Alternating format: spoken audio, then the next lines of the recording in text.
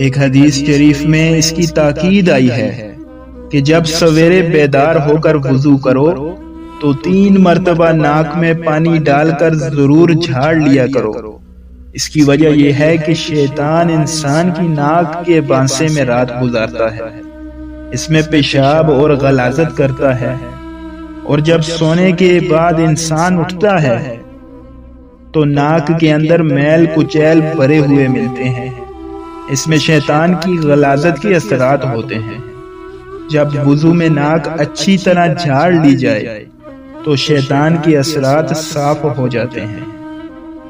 حضرت ابو ہریرہ رضی اللہ تعالیٰ عنہ سے روایت ہے کہ نبی کریم صلی اللہ علیہ وسلم نے ارشاد فرمایا کہ جب تم میں سے کوئی اپنی نیند سے بیدار ہو کر وضو کرے تو 3 مرتبہ ضرور ناک جھاڑ لے، اس لیے کہ شیطان اس کی ناک کے بانسے میں رات گزارتا ہے۔